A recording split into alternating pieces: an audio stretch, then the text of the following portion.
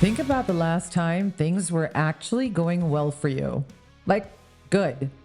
Good relationship energy, money wasn't catastrophically disappearing, and you felt okay in your body. And then, out of nowhere, you picked a fight. Unusual practice. Rethink what you think you know. Or convinced yourself it was too good to be true. Or started mentally playing that embarrassing thing you said at a party in 2014. Now, why did you do that? Here's the thing. Your brain might actually prefer the suffering. Not because you're broken or you're a masochist, but because your brain, ancient and chaotic one, has literally been wired to treat pain like a comfort blanket. Like, comment, and subscribe. Today on Unusual Practice, we are going in. We're talking about why suffering becomes a habit, how your nervous system gets hooked on stress, and why happiness can feel suspicious. And more importantly, how to actually break the down loop. And it's not, and if you've ever heard me before, you should know better, it is not with toxic positivity. And not with a 5-step morning routine either. With real, evidence-backed, brain-level rewiring. I like you. Do you like me? This one might sting a little, which ironically, by the way, your brain will love. What? All right, first things first, I need to introduce you to the part of your brain that is a bit of a drama queen. Drum roll, meet the amygdala. Yeah, you've been hearing a lot about it. But let's get into this detail. You see, the amygdala is an almond-shaped cluster deep in your brain, and its entire job is to keep you alive by scanning for danger. Constantly, like a paranoid security guard who hasn't had a day off since the Paleolithic era. Did I impress you with that? That wasn't mine. Anyway, now here's the problem. Smash the like button. That security guard was designed for a world where danger meant a lion is literally sprinting toward your face. Not, my boss didn't reply to my email with enough enthusiasm, or I haven't heard from them in 3 hours. But your amygdala does not know the difference. A perceived social threat, rejection, embarrassment, uncertainty, it lights up just as fast as a physical threat. Your heart rate spikes, cortisol floods your system, adrenaline kicks in, your brain goes into full survival mode over a text message. And here's where it gets really interesting. See, this system has what researchers call a negativity bias, which basically means your brain is hardwired to pay more attention to bad things than good things. Negative experiences are encoded more deeply in memory, recalled more easily, and given more weight in your decision making. And studies have shown it takes somewhere between 3 and 5 positive experiences just to counteract the emotional weight of a single negative one. This is evolution. In the wild, being too positive was a survival liability. The cave person who thought, oh, that rustling in the bushes is probably fine, got eaten. And the one who went into full panic mode every time a leaf moved survived to pass on their genes to you. Woo-hoo! So, you are the descendant of the anxious people. Congratulations, y'all. The issue is we're no longer running from lions, but our nervous systems are still playing that game. And the more we replay negative experiences, the more we ruminate. The more we literally carve those neural pathways deeper, making them the default route the brain takes. Now, when you're under stress, whether that's a looming deadline, a difficult conversation, or just the low-level hum of modern life, your brain releases a cocktail of chemicals: dopamine, cortisol, adrenaline. And in the short term, that cocktail can feel energizing. You're totally focused, even a bit like a buzz. Your brain clocks that. It files it away, And basically, it says that stress equals useful, or let's do more of that. But over time, and that's what people don't emphasize enough, your nervous system starts to default to stress, not because you're choosing it, but because the brain has been so thoroughly trained that stress feels productive, familiar, and safe in a deeply paradoxical way. Cortisol, your primary stress hormone, is supposed to be a short-term survival tool, but when it's elevated chronically, it starts impairing the prefrontal cortex. That's your rational brain, the one doing planning, decision-making, and going, actually, let's calm the hell down, this is fine. When cortisol takes the prefrontal cortex offline, your amygdala, your friend the drama queen, takes over completely.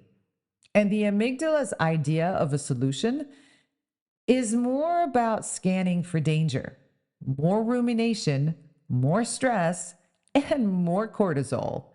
It's a bloomin' loop, a literal neurochemical loop. And the longer you stay in it, the more automatic it becomes. This is sometimes called amygdala hijack, a term coined by psychologist Daniel Goleman. It's when your emotional brain overrides your rational brain so completely that you're no longer thinking, you're just reacting. And reacting to emotional pain the same way you would react to being chased. So, does that sound familiar? That's because it is familiar, and that is the point. Familiar suffering starts to feel safer than unfamiliar peace. Feeling disconnected from yourself and society's fast pace? Unusual Practice podcast dives into neuroscience, quantum mysteries, untold cultural truths, and hidden societal patterns. Charli guides you to think deeper, connect stronger, and heal fractured paths in life. It is time to uncover the extraordinary within and release the programming. Tune in on your favorite platform now. Expand your mind with Unusual Practice today. Now, I want to introduce you to a concept that was a bit weird for me, and I did spend a few hours on it, so bear with me. This concept is called masochistic equilibrium. The idea is this: you have a baseline level of emotional pain that you grew up with, absorbed from your environment, and gradually came to associate with what you just call normal. Now, if you grew up in a household where love came with criticism, anxiety, or chaos, your nervous system calibrated to that. If you were constantly told your emotions were too much or not enough or needed justifying, your system calibrated to that too.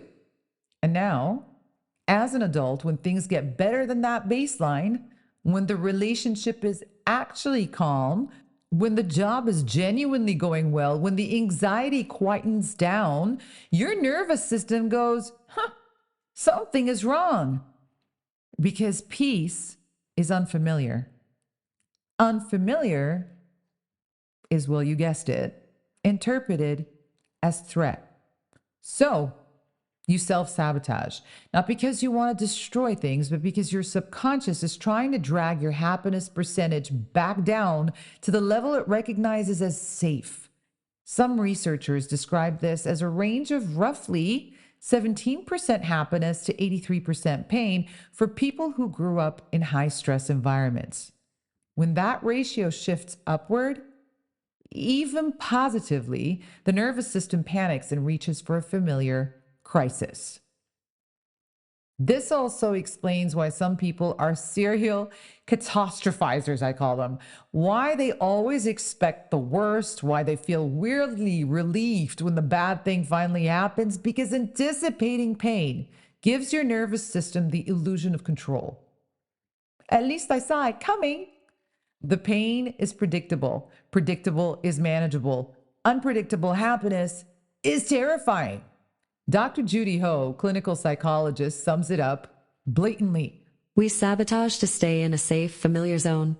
The zone might be miserable, but it's ours. And here's the cruel piece. When you stay in pain long enough, you don't just feel it, you identify with it. The suffering becomes the story you tell about yourself. I'm someone bad things happen to. I'm not lucky. I don't deserve things to go well. That identity becomes something the subconscious mind will actively protect, even when you're consciously trying to change. This is why positive thinking alone doesn't work. You can tell yourself, I'm abundant and I am worthy and all you like. But if your nervous system is running a different program underneath, those affirmations are just wallpaper. Aw, so cute.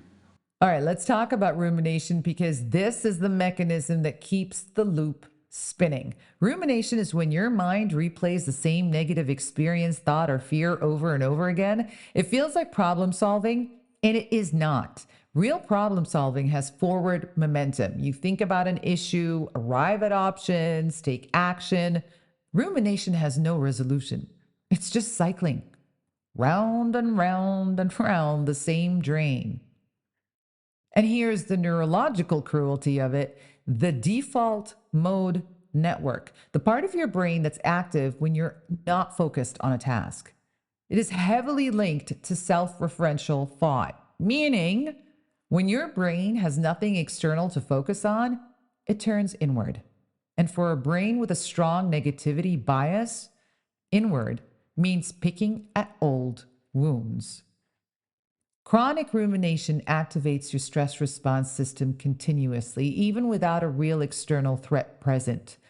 Your body is releasing cortisol because you're thinking about a conversation that happened 3 years ago. The threat isn't real. The cortisol absolutely is. And that sustained cortisol elevation keeps the amygdala reactive, keeps the prefrontal cortex suppressed, and makes it harder and harder to interrupt the spiral. Research shows that people who ruminate are significantly more likely to develop and experience prolonged episodes of depression and anxiety, not because rumination is a symptom, but because it's a driver. It's an active engine keeping the suffering running. And the loop self-reinforces. The more you ruminate, the deeper those neural pathways get carved. The brain, efficient thing that it is, keeps using the well-worn roads. Suffering becomes the path of least resistance. Are you hearing me out there? Help me! Help me! Right. Now, I didn't bring you in here just to make you feel seen in your dysfunction, so let's talk about what actually works. And I want to be clear, this isn't just think positive energy. It never is with me. This is about working with the neuroscience rather than against it. So let's go on to point 1. Name it to tame it. You see, this sounds almost insultingly simple, but there's solid research behind it. When you can name what you're feeling specifically, not just, I feel bad, or I don't feel good, but I feel afraid that I'm not enough, you have then activated the prefrontal cortex. The rational brain comes back online. The amygdala response literally decreases in intensity. So naming the emotion as a pattern interrupt at the neurological level. It's not suppression, it's bringing the thinking brain into the conversation. Number 2, interrupt the loop physically. The stress loop is happening in your body, not just your mind. Cortisol and adrenaline are chemical. They need a physical outlet. Exercise is, of course, the most researched intervention here, but even a 20-minute walk has been shown to reduce cortisol levels meaningfully. The body needs to complete the stress cycle. Move through it, literally. Cold exposure, deep breathing, even loud singing, these all activate the vagus nerve, which signals your nervous system to shift out of fight or flight. If your exhale is longer than your inhale, your nervous system starts to settle. That is not wellness content, whatever. That is basic parasympathetic physiology. 3, distinguish rumination from reflection. Not all thinking about the past is harmful. Granted, the difference is the momentum. I want you to ask yourself, am I moving toward a conclusion or am I just cycling the damn thing? If you've had the same thought loop 3 times today without new information, honey, that's rumination. So set a timer if you have to. Give yourself 15 minutes to think about it properly. Write down anything useful and then deliberately, consciously close the damn tab. You will not always succeed, I know, but the act of noticing and choosing differently, even imperfectly, is how you start to build new neural pathways. Every time you interrupt the loop, you're eroding the old road and building a new one. And 4, recognize your masochistic equilibrium. This is the one that requires the most honesty with yourself. Sit with this question. It was hard on me, man. Ask yourself, what level of suffering has my nervous system come to expect? Where did that come from? And when things are going well, what do you do to bring them back to familiar ground? This is not about blame, okay? It is about pattern recognition. You can't change a pattern you cannot see. But once you see it, once you catch yourself picking the fight that isn't there, or convincing yourself the good thing won't last, you have a choice that was not available to you before. And the 5th, stack small wins deliberately. Remember that 3 to 5 positives to 1 negative ratio? We'll work with it. This doesn't mean toxic positivity or forcing gratitude when things genuinely suck. It means intentionally lingering in positive experiences slightly longer than what feels natural. Neuroscientist Rick Hansen talks about taking in the good, consciously staying with the positive experience for 20-30 seconds rather than immediately moving on. You know, this humility of, oh, really? You think I'm pretty? Well, stop, take it in. That extra dwell time is what allows the positive experience to shift from short-term to long-term memory and slowly recalibrating what the brain treats as normal. You're essentially giving the positive experiences a fair fight against the negativity bias. They need a little more airtime to stick, and that's okay. And finally, don't fight the brain. Don't try to do that. It's your brain. It's kind of gonna outsmart you. So your job is to redirect it.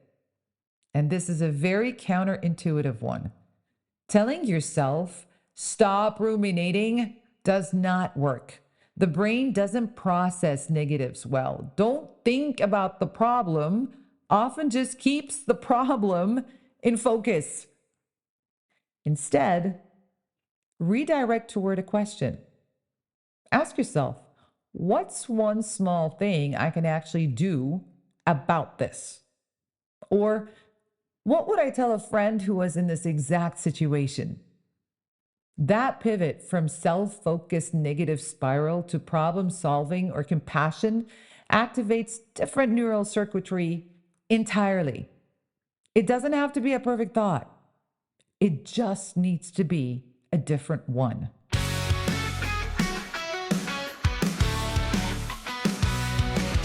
So here's what I want you to take from this. Your brain is not broken for finding suffering familiar, okay? It was built this way, reinforced by your environment. It has been running this program loyally on your behalf for years. The fact that it feels like your default is not evidence of weakness. It's evidence of how adaptable and how stubborn the human nervous system is. Like, comment, and subscribe. But here's the liberating part. Neuroplasticity is real. The brain can build new roads. You are not permanently wired for suffering. You are currently defaulting to it, and defaults can be changed. It takes repetition and it takes noticing. This is the most unusual practice. Rethink what you think you know with Charli. It takes being willing to sit in the unfamiliar discomfort of things going well long enough for your nervous system to update its threat assessment. Peace can become familiar too. It just needs more repetitions.